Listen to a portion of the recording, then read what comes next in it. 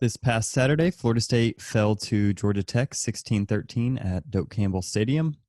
Here to talk about are the Four Verticals guys. My name is Kevin Little. I'm Juan Montalvo. I'm John Marchant. And I'm Adam Brown.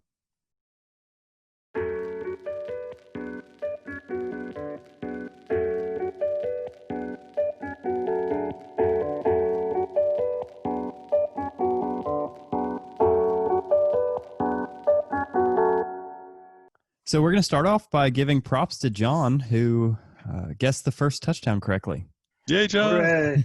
Yeah, so that was probably the bright spot of our evening, that first touchdown when we all thought things were changing. I was really hoping John would have. I was hoping John would call a second touchdown correctly as well, too, at some point. Yeah, come on, John. Yeah, my bad, guys. So we're going to start off by getting into general thoughts. What did you guys think about the game?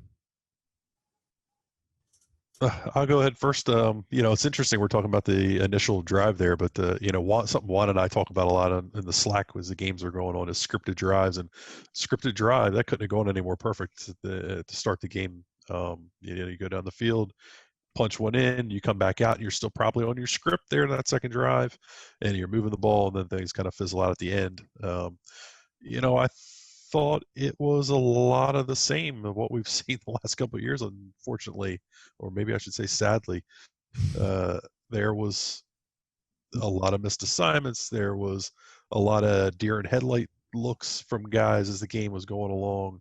There was, I'd almost describe it as a willingness to lose when things start going wrong, which is, it's frustrating. And I don't know how you break that outside of getting new guys on the roster. That's just an attitude that Mike Norvell's going to fight this entire year and maybe even next year as we go along here. But, I thought there were some bright spots. As I rewatched the film today, there obviously were a lot of negatives, and we're going to get into that more as we go along. Yeah, I mean, I agree. It looked very similar to what we saw last year, and I don't know if that's a testament to not having enough time to really change things for Norvell, or if that's more of like a, these kids are unchangeable. But either way, it did not look good. I think we can all agree it was a pretty disappointing outcome. Yeah, there's no doubt about that. I mean, there's no way that you can look at a 13-point offensive showing against a Georgia Tech defense that was just outside, the 96th in the country last year, I believe. And obviously they're going to make some improvement this year, but to come out, put 13 points and 3.7 yards of play up against this set of guys is just not acceptable. I mean, one thing that I went and looked back, the absolute worst in 2012, so not even Jimbo Fisher's best offense, but, E.J. Manuel's senior year, the worst offensive output was 4.4 yards of play, and I think that was against, like a good, Will Muschamp Florida defense. So, I mean, you wanted to see a lot more out of this team. You didn't see as much positive change as you were hoping. One thing that I did like that I took away from it was even going into the fourth quarter, one thing that was questioned in the lead up to the game was if James Blackman's mechanics were going to be able to translate to being on the field when the bullets flied, and it did. I mean, while he did start seeing ghosts and not playing, doing that sort of willingness to lose thing that Adam was talking about, he still kept that elbow near zero position and stayed tight for quite a bit of the game, even in the fourth quarter. So, and I want to hear from John and his thoughts on this, but Juan's bringing up a good point, and I want to just get right into it. We're here to talk about pros and cons, and we're going to look at some film, but can we talk about James? Can we have an honest conversation about James right now? James Blackman. I think everyone's having those honest conversations about James right now. I think so too, but I'm not sure everybody's being as honest as they want to be, right, or as they think they're being. Because I hear a lot of Tate Rodemaker. I hear a lot of all this. Look, if Tate Rodemaker was ready, he'd be playing. Yep. There's no way Norvell would let that fly. No, and I understand the feeling that James has been doing this for 4 years now, and he is what he is. But if you throw a true freshman quarterback out there against some of the defenses they're getting ready to start facing, it's very similar to what James Blackman did in his true freshman year. Yep. You're going to have another kid seeing ghosts, and you can't do that for the long term of your program. You can't. That is career suicide right there, and it's just not worth putting yourself into. Because Tate's a statue. He's not a kid that can move. He's a statue back there. If you had Chuba healthy, it's a different story. You got Travis who can move around, it's a different story. But Tate's not a kid you want to have back there right now, standing behind a below par, a subpar offensive line. It's ridiculous. But on to James, and I don't want to hog all the time here. I want to hear from you guys too. But on to James. Look, the mechanics were tight. The mechanics were clean. We saw that it carried over. So there's some positives to take away from his game. But he's got to stop taking shot plays every time he drops back. He's got to stop holding the ball. John, what do you think? It's that. I mean, look, there's something to be said for the inconsistency. I mean, 4 different offensive coordinators. It's going to happen. But that's what's so frustrating is Tate's not ready and Chuba's hurt. And I don't think Blackman's it. And him taking shot plays every time is really frustrating because it's just not working. He gave up easy, shorter throws the whole game for 40-yard bombs, and most of those times they didn't work out. And that, I mean, again, I still believe in these coaches. Some of the product that we saw looked better, but it's clear that this dovetails in with Blackman. I think it's just a lot of the players are just not. They're not good. They're not where they need to be, and yeah, it was just disappointing. That's my takeaway. And staying on Blackman, and it's one thing that Adam really just talked about. I mean, if you want another James Blackman, sort of a damaged goods type of quarterback, you put in Tate Rodemaker in that situation, you're going to get another James Blackman, plain and simple. It's not something that's fair to Tate. It's not something that I think would improve the team by any means, and it's not good for the program long term. And I'm a big fan of Tate. Probably the second biggest fan of Tate around. Kevin's our number one there, but I'm a big believer in Tate Rodemaker. But he's not a guy that I would want to see on the field right now, no matter what. Yeah, the parallels are insane between him and Jordan because they're both 3 stars. They're both high ceiling type players, but I think we honestly did do a disservice to. Oh, I said James. I meant Jordan. Sorry, I've read so many people calling him Jordan Blackman on accident that I started doing it. I think James is a high ceiling prospect, but he got ruined by having to play early. And I know for me, my personal feelings on it is that when it came to the fourth quarter, we were down. My gut was saying, I've seen this happen before. I know James won't get it done. I would rather lose with somebody else. Like I'd rather not see the same thing we've seen 10 different times of James going down in the fourth quarter, has a drive where he could lead us to victory and he gets a sack fumble or he just peters out at the end.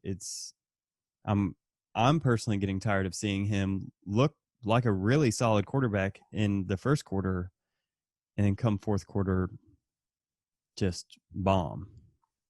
Well, I mean, one thing that, it sort of leads into this discussion. One thing that's obviously difficult, and I think where you started seeing Blackman revert back to some of those bad old habits is, I think, I haven't gone back and counted yet, but you had 4 different offensive line starters go out. You had at least 3 different guys come in behind with Chaz Neal, Brady Scott. So it was just those 2. But either way, you're talking about probably a minimum of 6, 7, 8 different offensive line combinations from the second quarter on. I mean, and so you split that up between the 60 plays or so that is. I mean, you probably didn't have the same 5 across the line for more than 10 play stretches. I think that's something that's difficult and sort of pushed Blackman, not that it's something that's a good thing to happen, but it was certainly something that contributed to, him going back to those old habits, trying to take the shot instead of, dumping off and taking the easy yards. So I heard Go ahead, John. Go ahead. Sorry, he was bailing on clean pockets too. Some of them were okay, but a lot of times they weren't. There was no reason for him to bail. He just seeing ghosts. And one time, he rolled out and he found it was a good throw. Another time, wildly inaccurate, and then another time he threw the pick. And he's just the inconsistency's not there. He's seeing ghosts. He panics, and he's just I don't know what his thought process is at that point. But you don't know what you're going to get. Well, I want to talk about the pocket because I've seen that settle. I've seen people talk about that a lot. You know, we've heard a number of things about James, you know, over his time here. One, he holds the ball too long. We still see that, you know. So with the whole pocket deal, I think it's tough to hammer him on it all the time. There's times certainly where he's out too early, but I think you see all quarterbacks kind of do that. But he's got a clock back there, and he's got you know, he's hitting that back step. He knows what's going on in front of him. He knows what he's got blocking for him. Okay, so if he's seeing ghosts, he's got every right to. I don't blame that kid for that at all. He left a lot of bad pockets too. He absolutely did, and I thought yesterday he actually managed the pocket as well as we've seen him manage the pocket in the last couple of years, because I thought he got out and got some free yards using his legs against man coverage, which Georgia Tech just said, screw it. We're going to bring the house and run man coverage against you because you can't run the football on us. We're going to make this kid who we know can't beat us. And he was able to a couple times get out of the pocket, get some yards. We actually need to see more of that, which is where, you know, we're going to get into it. Jordan Travis. I agree. I think, yeah, it's predictable though. Like you've seen multiple times that happened this game. They had a green dog blitz. Basically, they just put a spy on Blackman. They know he's going to move up in the pocket, and they hit him. Like they just wait for him to move up in the pocket, and you know, he's just not dynamic enough to get away from it. But I agree. He early on in the game, especially, he got a couple key first downs using his legs, and I liked that. I think one of the most frustrating parts about what you're talking about with those green dog blitzes, they were able to do that with David Curry. You're talking about a guy who's a nice college player, but he's limited. He's not a guy that, you know, when Florida State was having some success moving the ball with some of those jet action and then running zone to the other side, he was a guy that wasn't able to get to that side of the field. I mean, he's a limited player, and they were able to put a guy who's slow, legitimately slow, as the green dog spy on Blackman and have success with it. And I'm going to be honest, my rose-colored glasses for Norvell have been taken off relatively quickly. There were a few times where I didn't understand what was happening. We were producing short throws, that jet action early on in the game, and it was successful. We were moving the ball, and as we move on to the game, later in the game, there are key plays where there is no one short. There's no one to help out if there's pressure. I didn't understand why we took that penalty to make it 3rd and 15 instead of taking the 4th and 10. I thought that was, I didn't understand the risk. Like towards the end of the game, Georgia Tech was driving. We could have forced them to just kick a field goal, but instead we gave them another shot. Luckily, they didn't take advantage of it, but I just didn't understand it. I'm going to argue a little bit counter to that. I mean, now, I will agree with you that we didn't see as much of what we saw early in the game later on, and that was frustrating. But one thing Adam mentioned a little bit ago was, you know, they manned up and they played a lot of man and let Florida State receivers basically play a lot of single man-on-man coverage, and you saw a lot of open opportunities. So I get why they were trying to take shot plays, and I get why Blackman was trying to take shots. But they did need to do some of those more consistent, easy plays. But, I mean, look, Georgia Tech has a solid secondary, but Florida State also has a really good set of receivers. I think what they must have been seeing, and it's got to be what they were seeing, or I don't know what they were seeing, is that you had, you know, those open man coverage type deals where Terry was getting open or Cam was getting open or Warren was getting open, and they were trying to hit those shots, get them, you know, win over the top, and they couldn't execute. But that's why we were getting so much traction throwing the ball to the running backs out of the backfield early, and we went away from that, and that's so frustrating to me. Like our running back was our leading receiver. Well, but here's the thing: some of that too is when you start getting as much pressure as they were trying to get, as Georgia Tech was trying to bring as the game went along here. I mean, somebody's got to stay in a block. You have to match numbers with numbers, and I understand you want to get the back out, but somebody's got to be in there, for pass pro. And I thought that, that was a disappointment. Was the running backs and pass pro for sure. yeah, and Cam McDonald, God bless his heart. I Good really receiver. like that. I really like his game. I really think he's got a lot of talent. But man, they didn't help a lot in the pass pro department. But and back to what I was saying was, I want to chalk some of what happened last night or on Saturday night up to being on the field with these guys for 30 days. I think it's important that we not lose track of that. Having been an offensive coordinator and a person that's installed an offense at the high school level, it takes hundreds of thousands of reps at plays to get good at them, and they haven't had that. They haven't had it. They only had 3 spring practices of 15. I mean, yeah, that's a lot of lost reps. Yeah, and I think that we probably have undersold that point up to this point so far. With the amount of time that they've not been able to have on the field with these guys, and I mean, frankly, once you saw them get out of that scripted drive, I think I heard it said earlier, they ran like almost 60 plays for like 180 yards coming out of the scripted drive.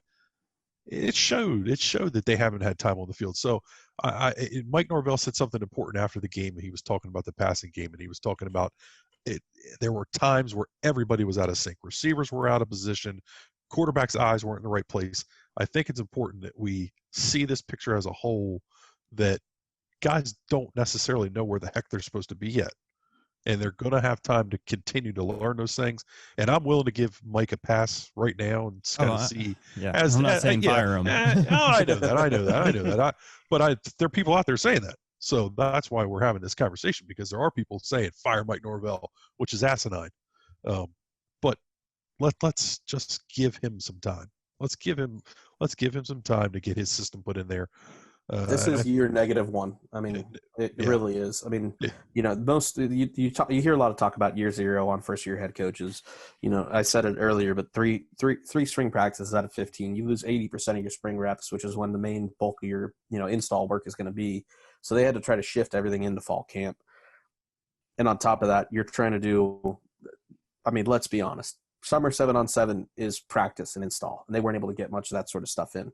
They weren't able to get the reps that they wanted to get in. I mean, that's the key. You can't play 7-on-7 on Zoom. No, you can't. John, you got any other thoughts on the game? I cut you off to get into the James Blackman talk. We've kind of we've babbled on here long enough. You got any other thoughts on the game, John? I mean, I agree with everything you guys have said. I was upset that they went away from a lot of the jet action from the scripted stuff that worked early. They went away from just the philosophy in general of taking the whole field. Because, again, I thought that our athletes, right, are faster than Georgia Tech's. I don't understand why they didn't keep trying to attack them horizontally. I mean, I did see the screen game, too, I thought disappeared a lot. I mean, I did see a screen later on. There was another jet action, I think, in the third quarter I saw. But it just, for the most part, I mean, it was – every play they had set it up early in the scripted drive, and then we didn't see it again for 2 quarters. Yeah. So I didn't understand that. But there are, like you guys said, there are things to take away that were good. I thought the blocking was a little bit better. I think that some of it was a little bit better coached. Like you can see the impact, even though, we're talking that they only had 3 of 15 spring practices, the install's not where it needs to be. I still think that there's some improvement there, but like you said, they reverted to old habits, and that's frustrating. Yeah, I think for me, one encouraging thing for the future I saw was before almost every play, you see the offensive line communicating and pointing players out. And we even took an extra second several times to do that, to point out potential blitzers, point out whatever, Mike. And there was only one time I can remember off the top of my head where there was just a total missed assignment leading to a sack. I see that as a huge improvement in that front, although we still don't have the cats to be able to consistently get a good pocket. I did see an improvement in assignments. Yeah, I mean, and even, obviously we didn't have a lot of success in the run game, but I remember one play in particular, they were on the right hash. and they were set up for a run play, and I'm guessing it was set up to be run to the right. You know, the offensive line was communicating. They switched the play, ran it left, got a first down on 2nd and 3 or something, and it's a minor little thing, but those sort of things are encouraging. I mean, you know, they are early days in this offense, and they are getting something like that that's expected. Yeah, and look, I agree with some of the folks out there in Seminole land that have said that that the offensive staff maybe wasn't a giant upgrade, and I agree with that. It's to be seen, Mike Norvell versus Kendall Browse as far as offensive minds. Randy Clements is clearly a better coach than Alex Atkins as an offensive line coach, and I think if you were having a candid conversation with Alex Atkins, he'd probably agree with that.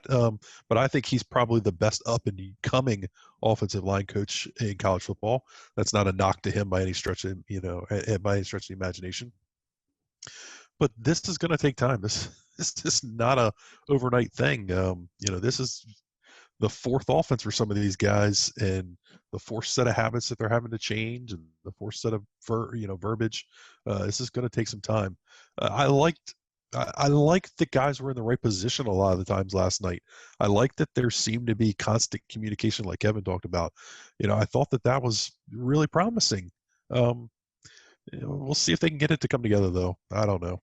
Yeah, for me, it's easy to blame one position group or one person, but the whole offense was below average, and they had below average coordination, and it just none of it came together. Yeah. The frustrating thing to me was, one thing everyone talked about. Okay, running backs are inexperienced, but they're a good unit. Receivers are good. Everyone was worried about the offensive line and quarterbacks. Obviously, tight end depth once Jordan Wilson went down. I think that had a big impact in this game, especially having to put some of those running backs in pass pro. But I think before Mo Smith went out the first time, you saw some that offensive line. I mean, they were not a top 10 unit or anything like that. You're not expecting them to be a top 20 or top 30 unit. But I mean, I think that starting five can be a decent unit. Yeah, I think what's unfortunate is a lot of times when you're judging offensive line play, you're looking at a couple different things, and you're looking at those five guys, but you're not looking at running backs missing assignments or missing holes. You're not looking at tight ends, not making blocks in pass pro. There's so much that goes into that. I think if you really sat down and watched the O-line, you might actually come away, I don't want to say encouraged. Don't get me wrong. I'm not saying encouraged, but you might come away feeling okay with the starting five. Just the starting five. Right. Once Mo started going into Babyhan, had to come back over to center. When you, God forbid, had to bring Chaz Neal in at right tackle. We're going to get into that. I need to talk about that. I need to get that off my chest. Why the hell are you dropping back with that kid in at right tackle? What the hell are you doing? Yeah, I mean, that's one of those. I'm sorry. Doing power action or something there. Run the football. Hand it off. Punt the freaking ball. Let's live to play another down. Anyway. Why do we think they got so many injuries on the offensive line? I think they seem to get injured way more than other teams. I think that because they don't get as much push and they don't get as much movement, and they don't. I mean, it's a lot of stalemates and play at the line of scrimmage. They just tend to get rolled up on more. I mean, and that's what a lot of it was. They were guys getting rolled up on. That was Deontay Love-Taylor. He definitely got rolled up on. Darius Washington on the left side, same thing. Yep. Darius Washington was getting whooped on bull rushes. Like every pocket, it was just totally collapsing. Like he was staying on there, but just getting whooped. Yeah. Even Lucas got put on skates one time. I think he was like 6 yards in the backfield. Yeah. So. Yeah. Again, I don't think get my thoughts on that. That starting five. I'm not saying is good, but it's. I think you're probably if you had that starting five throughout the whole game, I think we probably have a lot different conversation today. I would tend to agree with that. I think run blocking actually wasn't bad. I think the backs are talented enough that if you can stalemate like they were doing for a lot of the run blocks, you can 3-4 yards down the field. Yeah. Can we have? Do you guys think that, and this we talked a lot about the mistakes in pass pro from running backs. What do you guys think it would have looked like last night if we had Jordan Wilson? Because we had the second tight end in there and I'm blanking on his name, but I think we definitely would have seen Jordan Wilson throughout this game. Was that the walk on? The not wire actor, the other one, Yeah, was a baseball player, and yeah, I think Jordan Wilson changes. Yeah, I think he impacts your offense a lot because I think he's a kid you can plug in on the end of the line, and he's going to help one of those tackles out. yeah. We talked about that before this game, that that he was going to be a loss, and I think you saw that last night. I mean, that's probably one of the more unfortunate losses they had because even let's put it this way: when you have Chaz Neal having to come in at right tackle, and if you're going to do a drop back, you can set it up to be like a slide left protection, and on the right side you don't have Neal dropping back, and you've got him being helped out with Jordan Wilson on that side. There's things you can do to work around guys. When you don't have that sort of help, and you're relying on Chaz Neal to drop back and do a pass set. I mean, it's like the Juwan Williams backpedaling all over again. You're just not able to put guys in position to win when you don't have tools to help them. Yeah, you saw a lot more 4 wide receiver sets this game than I've ever seen from Norvell personally, and it's because we're handicapped at that position. Well, I mean, going back to what Adam was saying about Georgia Tech playing a lot of man coverage, we talked about it last night. I mean, they did more 4 verticals last night than we've seen out of Norvell ever. Yeah. I think that I was disappointed in the lack of personnel usage. I would have liked to have seen some more of those backs. And look, I don't know. I'm not at practice. I can't speak for whether they're meeting the standard of practice and whether they know the playbook or not. Those are things that we can't. I'm not going to sit here and speculate on, and none of us can because we don't know. But you've got a kid, Corey Wren, who's the fastest kid on the football team. Supposedly, you looked slow last night at the skill positions. Mm-hmm. Terry did not look his explosive self. Warren Thompson did not look explosive. Your backs didn't look explosive. You've got to find guys that can change the scoreboard and get them on the field. Now, you've got to have a game here where you've been able to evaluate what you have. You've been able to see, okay, this works, that works. This is how guys respond. I'm curious to see going into Miami, coming off a bye week, how much more we see some of these other guys, some of these young kids that have potential to change the scoreboard, like a Wren, like a Douglas, who can do a lot of different things and play fast. Those are things I'm kind of looking for moving forward. While we're talking about injuries, though, can we just take a second to talk about the tempo killer that was Georgia Tech? The 50-yard line, their best defender. I mean, the one that I think was the most frustrating was the kid who was literally running off the field, clutching his elbow, and you didn't have an angle that showed the coach telling him to go down, but he obviously was told to go down by a coach because no one just of their own volition decides to go down with an elbow hurting.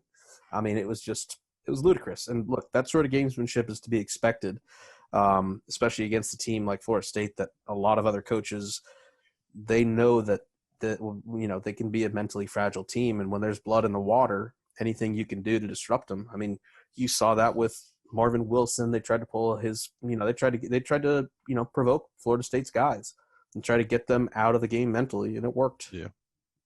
And some of that is that gamesmanship at the 50-yard line of slowing down the tempo, stopping momentum with injuries injuries, quote unquote. Yeah, it was. And It was, but it was a little bit more than gamesmanship too, because there were some dirty hits that some of their players did.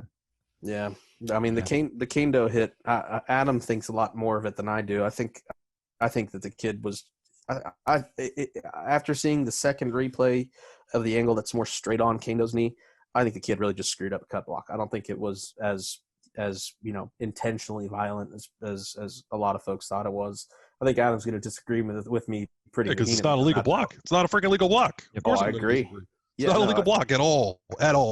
Very weird that it happened to the most valuable player. Defender on our. I'm just saying it's not legal. It's not legal. So, I'm not saying it was, by the way. I'm saying I think the kid just screwed up a cut block. I don't think it was intentional. Look, I don't ever want to speculate about kids' injuries. If they were hurt, they were hurt. Whatever. I don't try to get into those things. It's just as awfully fishy every time you cross a 50-yard line that somebody had to go down with a cramp. Oh, I'm speculating on the elbow kid though, because that's just. I mean, but I don't think any. elbow. Yeah, but I don't think anybody intentionally goes out there trying to hurt somebody. So that's not the point I'm Right. trying to make. It just was Right. not a clean play, and you could see the Florida State sideline very much agreed with what I'm thinking. But moving forward, we're at 32 minutes here, guys. Can we get into some film? Let's get into some film. We've been talking a lot. Yeah, we've I'll- expressed a I'm lot gonna of our sh- frustrations. I'm going to shut up now. Okay, so I think the first thing we should probably get out of the way is James Blackman, right? Absolutely. Okay, so People want to talk about him a lot, though, it seems like. yeah, and they're He's going a to hot hear about topic. him. He's a hot topic. Guess what? He's going to continue to start until there's a reason he doesn't. Until Chuba gets back, or Jordan Travis learns to throw. Yeah, I wouldn't count on either of those this year. All right, so this is one of the picks. Or I guess he only threw one was pick. his pick. Yep. To me, this was just classic, pressure in the face. Oh, crap, what do I do? This And is the just clock. run through it. Yeah, this is the clock's running down, though, guys. This is the clock's running down. This is okay. My timer's ticking. All right, I've hit. We'll watch it as we're going along here. This is going to be a 7-step drop if you were under center. So a 5-step drop out of the gun. And he hits that back foot. Okay, my first read's not open. My second read's not open. I've got to do something. I can't sit here all day. And I think, and I'm going to go ahead and obviously he only spent one season under Jimbo Fisher, but one thing that none of Jimbo Fisher's quarterbacks were ever good at was throwing the ball away. And I don't know if that's a habit that was built then, never left, but that's something that James Blackman really doesn't do a lot of. One positive here I want to say, though, and it's something you did see a fair amount of, look at him try to climb into the pocket, and he did that a decent amount. Like you said earlier, Adam, he did a better job managing the pocket than I think we've seen him do previously. Then he sees it collapsing, comes out, he's able to shift around the one defender, then he just makes a dumb throw. My thing with this play is that he has that guy open earlier, which is why he decided to throw it so late. But that guy is open like immediately. If you watch, he runs this little shoot route into the flats and he's open. And because Blackman wants to throw a 70-yard touchdown every time he drops back, he doesn't hit him. And then he panics and tries to hit him late. And it's just, you need to get rid of the ball. You need to get your athletes to go down to have some space. It is third and long. Let's talk about that, though. It's 3rd and 16. So if he throws the 4-yard, he's going to get criticism if he throws that 4-yard pass on 3rd and 16 and doesn't get any. Yeah, and even throwing it away, he probably gets. My personal preference is he throws the ball away. I agree. My personal preference is he throws the ball away. And Kevin, I don't disagree with what you're saying. Based on the coverage, I think they dropped him in the zone and caught him off guard because they've been playing a ton of man. I think that he was not expecting what they got there. But you're right. I mean, look, your first read's not there. You got to come back to it. You got to come back to that little shoot route. But he's probably going to get picked anyway, honestly, if he comes back to it late because that kid's going to undercut it. Because those are, you got to throw those right away. That's a catch and throw ball from the gun. You got to just take where the defense gives you, man. And then, well, yeah, I mean, but you also have to, again, 3rd and 16. You'd get graded negative if you got 4 yards there. But there were several times earlier in the game where he threw that out route, and a 3-yard completion turns into a 10-yard gain. And that's fair. What are you going to do running around in circles? How is this an improvement? I don't disagree with you, but I don't think throwing that shoot route as your first read, because it's not your first read. No, but you go 1-2, throw it. Well, but if you're coming back to your third read, it's already too late, and it's good, and the same outcome's happening. That's just reality. But he can't do that. No matter what, no matter where he goes, whether he throws a shoot route early, throws it late, you can't do this. This is bad football. This is James of the years past. This is dumb. This is a dumb decision. This ball's got to go on the sideline, and it's got to be over with. Yeah, and talking about the schematic part of it, it looks, from what we can see with the terrible camera angles, it looks like it's covered to that number 44, the backer, drops into the hook zone. 21 probably drops a little bit deeper, and then as he's starting to come back, he sees what's his face, Corbin there. Doesn't see the guy in the hook zone, and there you go. I don't There's know. two things here on this play for me. I mean, one, I didn't think the pass protection was that bad. I know they're not, It wasn't. blitzing, No, but they it's not. do a stunt here. They picked it up. It was good. But the other thing is there was just way too many of these long, obvious passing down situations. 3rd and 16. But we saw this over and over and over again. I thought that they might run a little bit more on first down or try to keep the down and distance manageable ahead of the sticks. But they just got in these types of situations just way too often. It's because James isn't willing to hit the short route early. I agree. That's exactly what I wanted to get Here, to. You don't win and lose games on 3rd and 16. You can lose a game when you throw a pick on it, but you don't get the whole point is you win games by not getting into 3rd and 16, and that's right. That's what Kevin's getting at is hitting those sort of plays earlier. Don't you change that play up before I can talk about the O-line. Darn you. Well, I want to bring this one up because I think it shows there's this drag right across the field. And he instead just runs around. I mean, he throws it away this time, but just take the completion, man. But here, I'll Where's go the drag back. coming from? Top of the screen? Yeah, it's the slot in the top of the screen. One thing it's I want the to point outside out receiver. here. Notice who we've got at center and right guard here. By the way, you got Brady at right guard and you got Fabian at center, and Brady lets somebody in, and that's when he should be hitting the drag. Number 92 gets right past Brady, and James. Where did the drag disappear to? Also, yeah, it's a good question. Yeah, he should be coming up to help out. I think he's on the sideline. He's running down the line of scrimmage here. And the other thing I want to point out here is you're also talking about, is that the walk-on tight end there too? It's probably not a guy that James really has much rapport with in practice or anything. Not that that's a good excuse, but I mean, if that's not a guy he trusts at all, not that any of the receivers or pass catchers right now are worth trusting, but I mean, I think that's probably a factor if we're being honest. Well, here's the other thing too. All right, so James is going to roll out here. He rolls the wrong way. You got pressure to your right.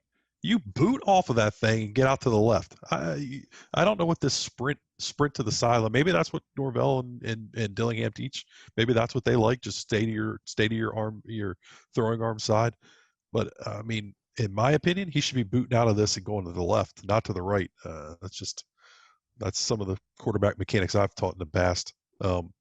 I think the drag is, I don't know, maybe he had a second to hit it. I don't know. I do think the pressure is an issue there. That's fair. But Kev, Kev, I think your point's It's just solid. recurring. Yeah, it is. No, it is. It is a good point. Early in the game, he hits Corbin on a beautiful little arrow route out of the backfield. Mm-hmm. It goes for 10. Later in the game, it disappears. Now, I think they were forced to keep the backs in more later in the game to try to help out pass pro. But when they did have opportunities, he didn't take them. He was staring down guys down the field. He regressed his eye. He didn't trust his eyes. We hear Norvell talk about it all the time. We heard him talk about it in the post game. Guys weren't trusting their eyes, and James didn't do it. And it's on him, and it's been a consistent issue for him for years now. And it's not something I don't think they're ever going to be able to coach out of him. And not to take away from what you're talking about with James and his deficiencies, but man, look at Brady Scott end up on his back. Yeah, he's. That's not a guy that needs to play. See this orange shirt? I'm wearing this orange shirt for a reason because there's a lot of dudes on that offense that should be wearing one at practice on Monday. Brady Scott, that's an orange jersey for me. And if you're familiar with Bavion Johnson's style of football, it is perfectly encapsulated by this play. Everybody else is blocking, and he's standing there doing nothing. When he plays center, when he plays guard, he's a little bit better. When he plays guard, he's a little bit better. He looked pretty solid in those first 2-3 drives before Mo Smith went out and he had to shift inside to center. I mean, he's not a good center. I think we can all agree on that. And of course, on this one, you had that D tackle went straight towards the B gap anyway, and he doesn't destroy Brady. He just can't play laterally well enough as a center. He can't play both sides. He's got to come back. Guy to the right's going. I got to come back. I got to be getting my head on a swivel the other way to help out. And that guy's going. And I think also he's probably looking for that stunt to come back around, and it never does. So he's okay, but he does a lot of this. He does a lot of I'm standing here waiting for something instead of being engaged. So here's a thought for you guys: seeing that and seeing that Bavion Johnson tends to edge one way and sort of leave the middle open. You think that's a reason why Collins started putting Curry in on those green dogs, knowing that, okay, this guy in the center, he's going to leave my guy some space. Absolutely. That and James Absolutely. comes up late, you know? Yeah. It's a two-headed monster of just leave some guy here and James is going to move up into him. And the center's not going to have any idea what to do. You saw James move up into the pocket a fair amount, and you saw the top of that pocket being cleared out quite a bit by poor offensive line play. So, I mean, you saw a good coordinator adjust and compound the mistakes that both the offensive line and James are prone to. I'm just saying, if he boots out like I feel like he should be coached to do, if he boots out there, he's got a lot of green grass. My bottom line is what's the point of having, shortening Blackman's or, release, making it quicker, if he's going to give up the 10-yard, 5-yard throws for 40-yard bombs every time. Yeah. It was so frustrating. It's not the Norvell offense we spent the whole summer watching. Yeah. Well, I mean, again, this goes back to what Adam was saying about those bad habits. I mean, he fell into them. He really did. All right, and here's so here's James on a deep ball to Tomahawk and Terry, and this really just sums up the night. He was wildly inaccurate with it again. He wants to be a deep ball thrower, and he can't hit the damn thing.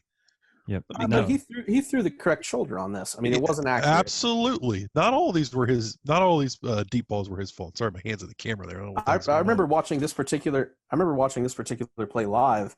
I thought Terry should have adjusted that ball. Yeah, Yep. Tomahawk and Terry will probably tell you he had the worst night, and I know his grandmother passed away. I don't know if Seminole fans had heard all that news or not, but he found out his grandmother passed away the morning of the game.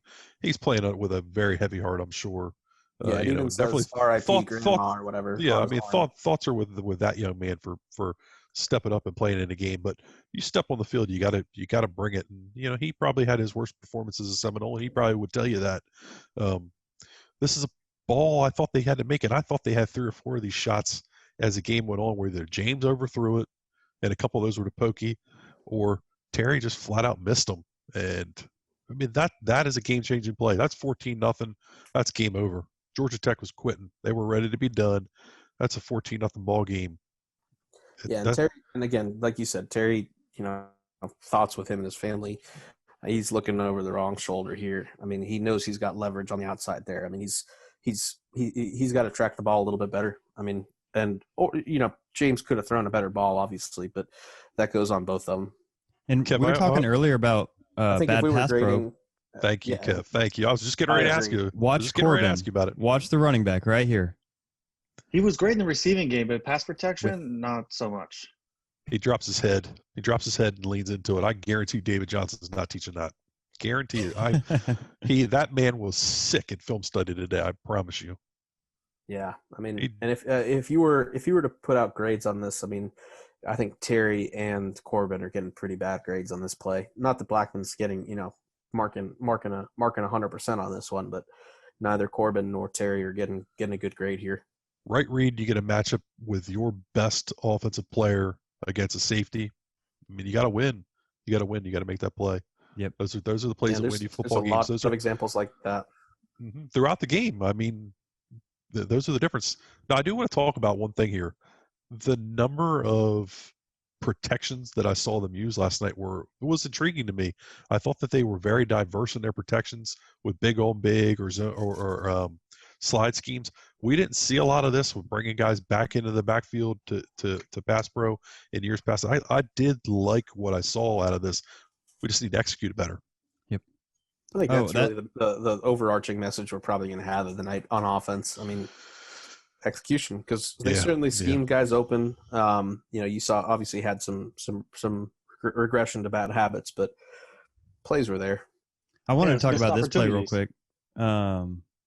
Just because we're on the offensive line subject, and I know before the game we were all talking about how excited we were to see different running schemes, and then we get to the game and it's just a lot of it's outside zone basically exclusively, and when he does choose to turn it up, you see stuff like this happen where just the pulling guard just whiffs. Yeah, Dante Lucas did not have a good game.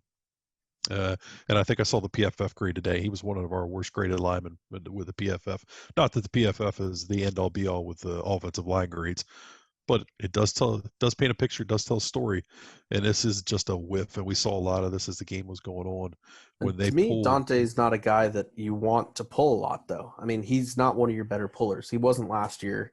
And I don't know if that's a coaching issue or he just hasn't taken to it. But I mean, he tips that he's pulling pretty obviously. Yeah, I want to pause it at the beginning just for that. I mean, he tips that so poorly. I mean, you instead of taking a cleaner bucket step and moving towards that pull, he's like just opening his hips completely, and he probably isn't going to have good leverage doing that. He starts with his butt a foot behind everybody else's. Yeah. well, I think I wonder if that's something that would, we would have to go back and really look at last year's tape. I wonder if that's something that they noticed about, Dante on pulling plays. Not that Browse's offense featured a ton of that, but maybe that's something that those guys knew. Okay, that guy's butt's 2 feet behind the center. Yeah, it's possible. Well, let's not kid ourselves. It was not Browse's offense. It was Taggart's offense, and they ran a fair amount of power last year. Yeah, Browse offense with a Taggart bastardization. But here's kind of the reality of it, though. I still think that you have a shot at gaining a couple yards if you can break an arm tackle here. If Darius Washington, the guy bounces off of him and ends up in the play. I mean, that just can't happen. It just can't happen on a down block too. Exactly. And he's stepping and replacing Darius, and he's stepping and replacing Darius, and that kid's coming up the field on him. But he just can't freaking do that. You just can't freaking. All right, let's move on before we get too mad. I'm getting a headache. All right, I think it's time that we talk about defense for a minute. We haven't even really gone there yet, unfortunately. All right, I think I'm going to bring up one of my biggest problems with this game. Oh, this was my play. This was my play. Okay, this is. But I agree with you. I felt like this just was the defensive game in a nutshell. No pressure. I mean, they're playing stunts there. I mean, they're running a stunt there and they get in his face, but soft coverage, off coverage. We're gonna give you 5 or 6 yards and rally the football and tackle, and it just never happened all night. I mean, I think one thing you brought up, they did a good job getting pressure with stunts, and they did that throughout the night. You don't have a guy who can get upfield quickly, and I think that's one of the issues when you can't vary the different types of pressures that you're bringing. And those stunts are never going to get home quickly, just by their nature. You don't have any, you don't have a guy who can come off, let's say the blind side edge and really move that left tackle way back quickly. He does move that number 73 left tackle, but because he loops around. I mean, that takes time. And my biggest thing about this play is, I think Asante Samuel had an awesome game. He's showing that he's probably going to be playing on Sundays. He was locked down, two picks, I think. Mm-hmm. But we did not have an answer for corner on the short side of the field. Mm-hmm. We tried Jones. Yep. Tried Dent. Tried Dent. Nothing was working. Mm-hmm. We didn't have an answer there. No, and we never even saw Jay out there, did we? We saw Jay. Yeah, Jay was out there at safety. He's actually I meant a boundary corner. No, well, he's playing exclusively at safety, so I don't think they probably want to. I'm not sure they want to make that change in game one and say, okay, we're going to give up on this because you know what I mean. Like, I think you got to stick with your plan. Yeah, well, you're building a long-term program, and that kid's going to be a star at safety, and you need to work with that. But Jarrian Jones, I'm not sure. You brought him in as a transfer. Did you bring him in so you could get Fabian Lovett? Because I mean, we saw a lot of this from him. Bad technique. I mean, just kind of, he's way out of phase here. Is that kid that much faster than you? I don't know. I don't get it. Well, and you allowed him to cross his face too quickly. I mean, typically, one thing we've talked about a little bit is you tend to, you're not going to see Fuller press every down or anything, but you see that short side boundary corner press more than the field corner does, obviously. Yeah. And, he crossed his face without even getting touched. I mean, yeah. I mean, my question might be, do you move Asante to the short side if people are starting to take advantage of this and make them make the longer throw across the field? Well, you did. Do you think that Jones can do the off-man coverage in space like that, though? I think he's more of a safety. So if I put him in quarters protection coverage. Can Dotson do that? Well, that's what I was going to say. Is Miko Dotson your answer there in the boundary corner? But he was out, and I don't know what his injury status is. You need to be a lot more physical on the ball right there, in my opinion. Especially you're up in press man coverage. Our good friend Caleb Dolger, who's coaching down in Florida, I got a feeling he wanted to throw up in his mouth when he saw this play on Saturday night. The coverage elsewhere though was pretty good. You're playing single high. You're playing cover one there, man across the board with one high safety. Everywhere else they seem to be in phase. They seem to be lockstep. For whatever reason, Jarrian Jones was just the guy to pick on last night, and they were able to do it successfully a lot of the time. Your Robert there, your Buck safety does a great job picking up their number 3 receiver. I mean, and the problem is, like you said, I mean, Caleb would probably puke in his mouth seeing the way that Jones played this one. It's just not how this defense is set up to play, and not something you need there. And frankly, this is what a running quarterback gives you. You got Emmett Rice sitting there spying, and Jeff Sims, he should be underneath of that. He should be trying to get a collision at as it comes across the field. I mean, that should be somebody that's able to help out with those, but you're having to stand and stare at the quarterback who's a threat to take off and run, because, our all-world defensive line couldn't stay in our rush lanes, and we're unathletic as could be on Saturday night.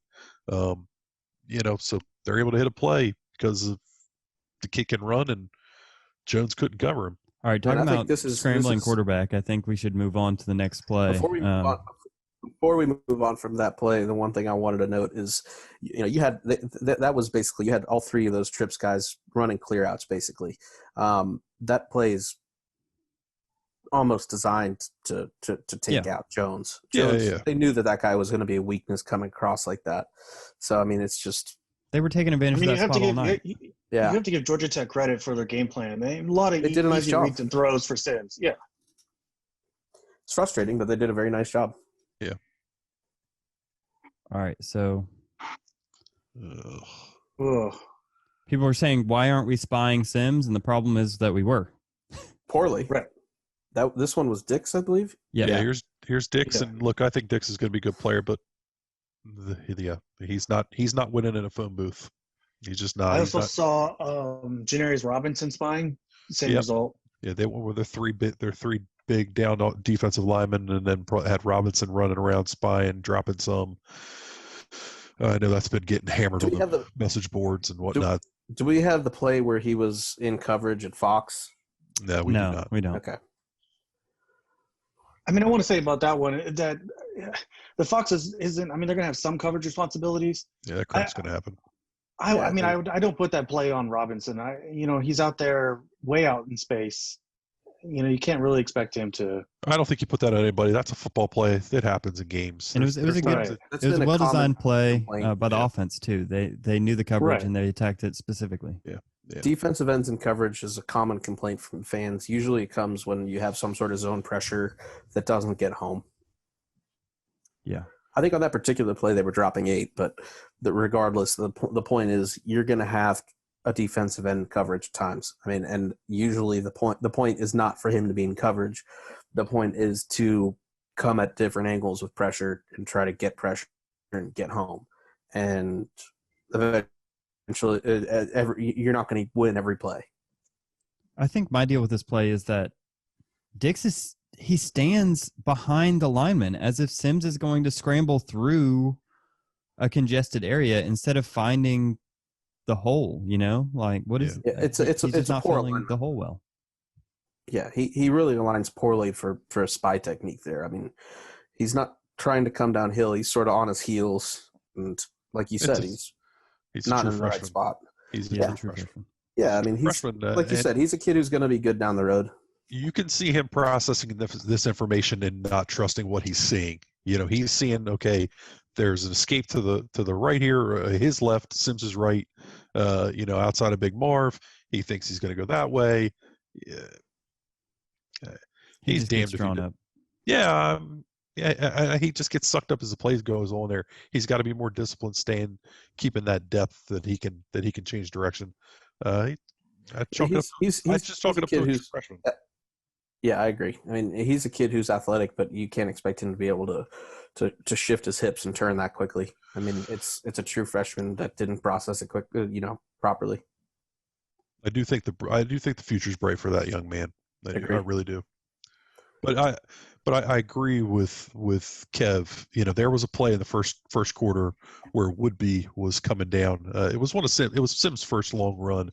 Woodby's they're bringing a boundary pressure, and Woodby's supposed to replace. I think he's supposed to replace the Mike, and he just overruns the ball, and Sims cuts it back on him and goes for 15 or whatever. Yep, I remember. And it's just like, dude, you've been here too long.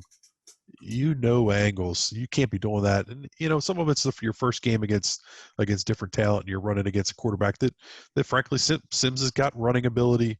That's the strength of his game. But you can't see that. You can't overrun the football. You can't take bad angles. But we saw it all night long, and a lot of that's probably because they've been going against the putrid offense that they've been seeing in practice every day. Yeah, I've got a couple of plays with bad angles, so we can talk about them.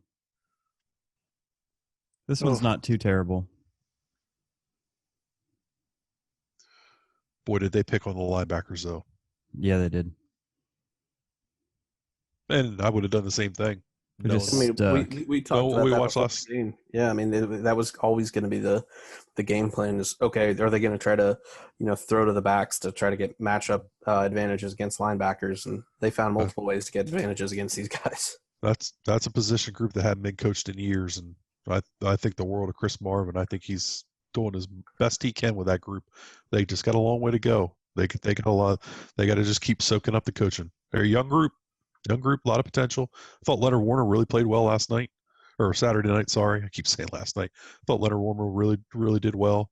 I think he's lost some weight, looked a little more athletic. I think Dix has got a bright future. You got to keep playing him. I'd look at Emmett Rice and really challenge him in practice this week and say, hey, you either want to be here doing it or you don't. Yeah, I got another play too that we can talk about real quick. Okay, that was a good shot at the just a lack of recognition. Oh, all right. So this is we can't set the edge once Kendo goes down. Yep. Can't take that guy head on if you're the edge setter.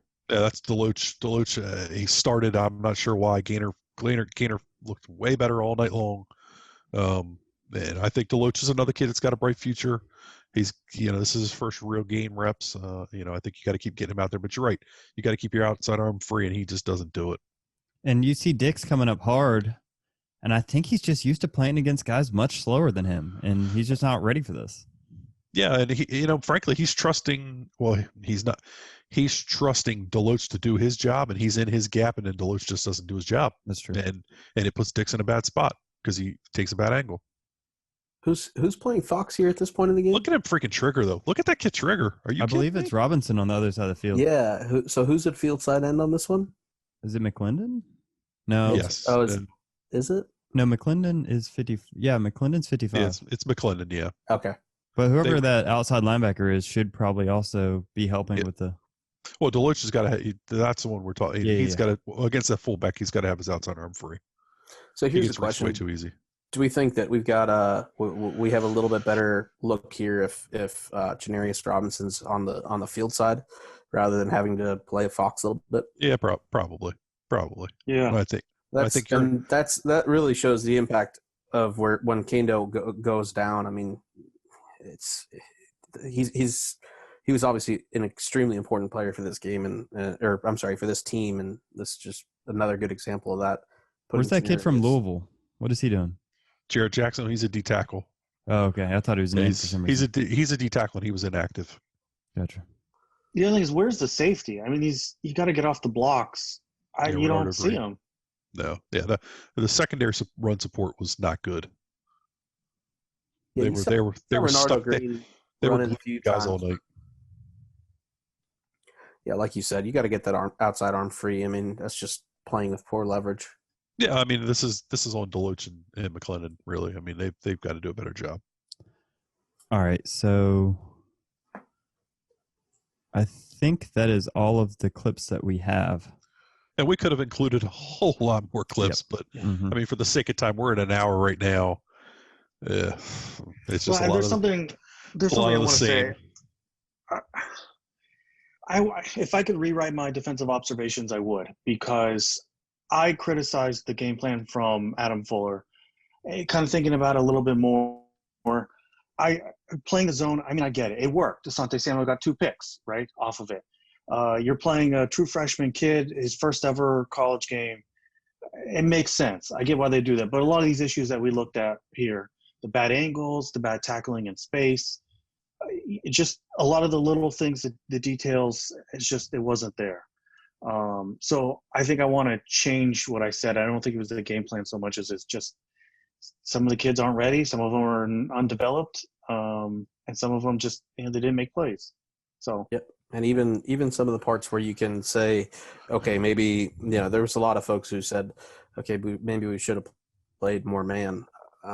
No, Jeff Sims proved why you can't play a lot of man. I mean, you can't play man against the running quarterback, or he's going to run all over you like he did.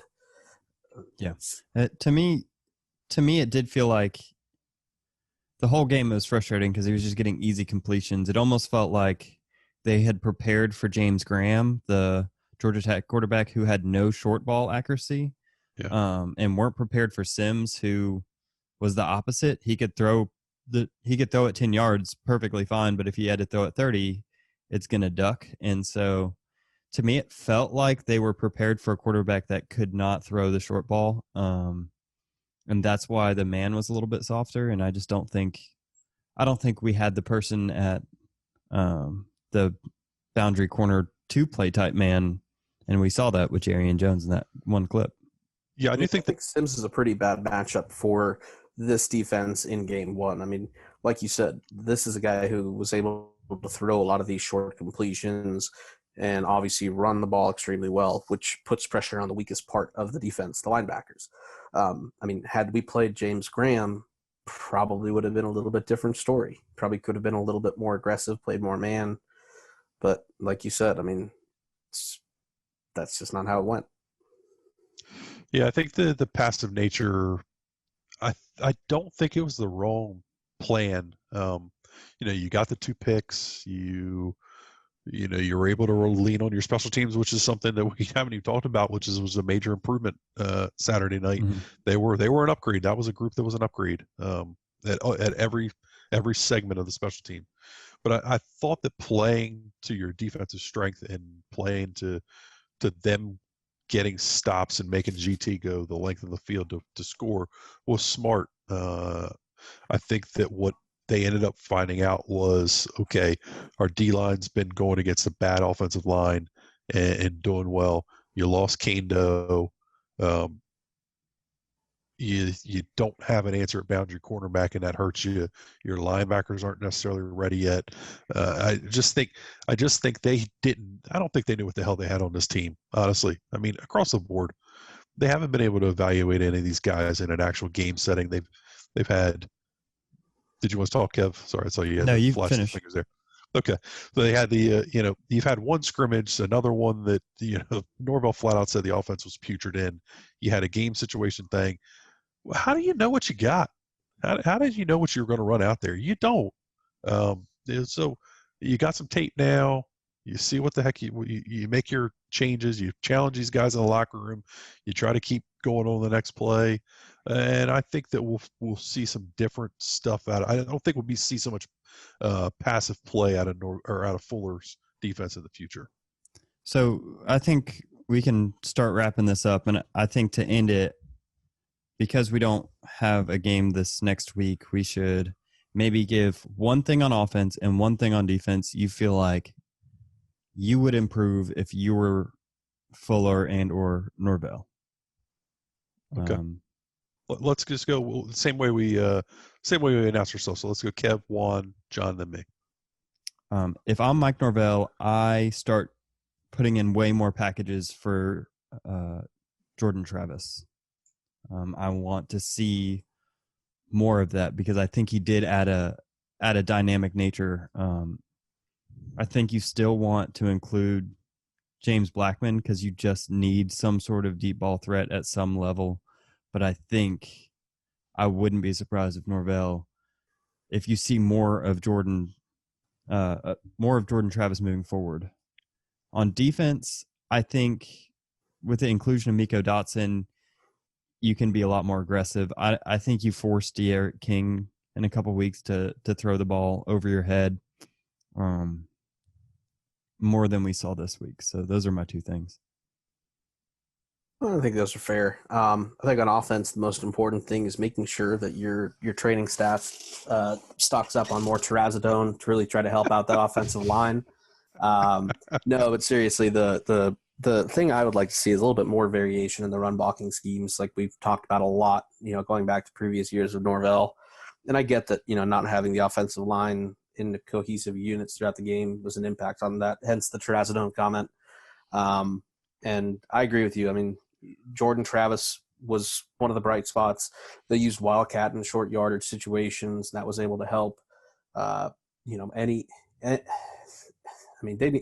don't know they necessarily need to empty the playbook for Miami, but they really need to add more diversity to a lot of what they're doing. And I think that probably goes back to the comments we had on install. Not sure they have a lot of that stuff installed or available to install, but regardless, I think the key one for me is definitely more variation in the blocking along the offensive line in the run game. On defense, I don't know, maybe you take a shot at putting Asante Samuel at that boundary spot. I mean, I think that's one area that if you're able to shore that up, that takes away a lot of those easy completions for the opposing offense, and especially against Miami. Make De'Aaron King make those throws to the far side of the field. I mean, if he's able to make those throws and beat you, you got beat. But if you're giving up the easy, that's not you don't win giving up easy stuff. For me, on offense, I think what I would do. Look, I know Blackman he just is what he is at this point, but still, I'd pound it into him. I'd be working on the short game stuff, 1, 2, 3, ball out, those short concepts, whatever they are, slants, any kind of pick, screens, just throwing to the running backs, all that stuff. I think that should be the core. Because again, what was the point of quickening up his mechanics it doesn't make any sense to me. So the short game, the short passing game is something I want to see emphasized.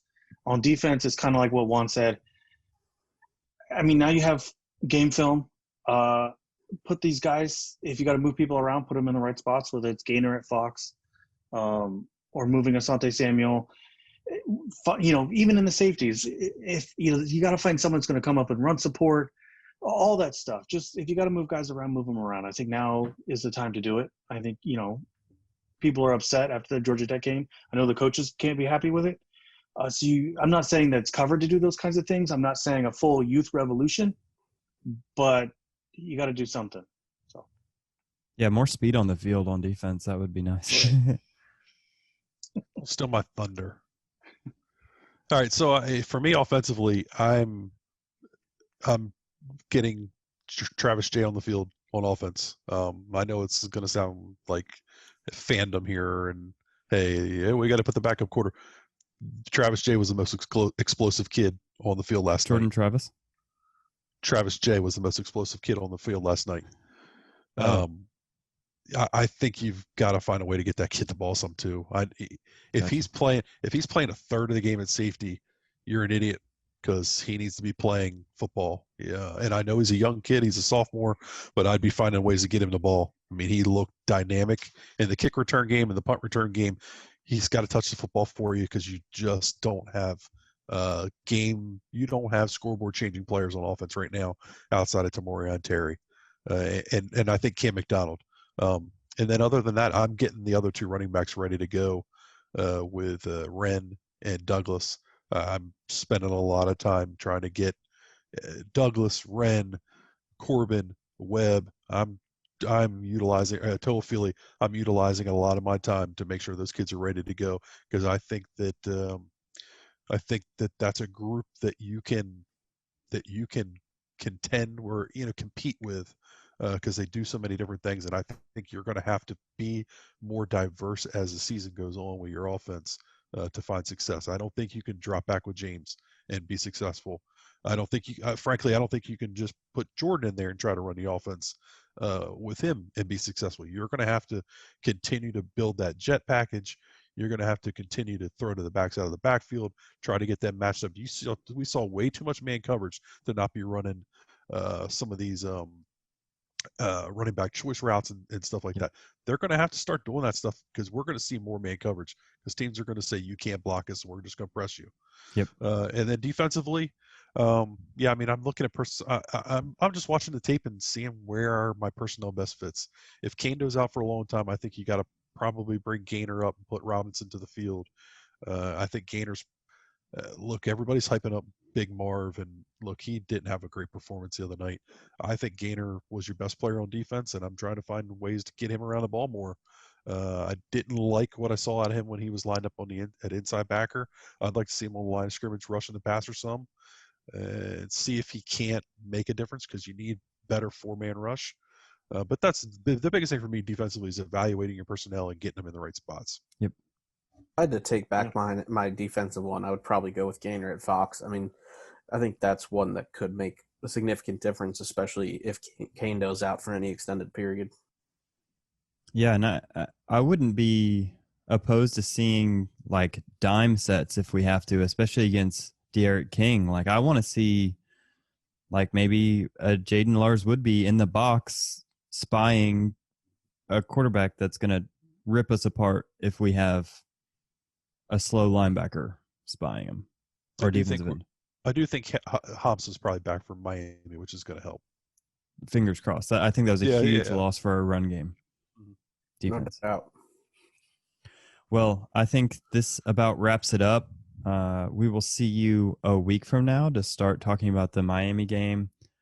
If you have any comments, any feelings that you feel like we did not discuss, make sure to tell us why we're wrong in the comments below. And thanks for watching.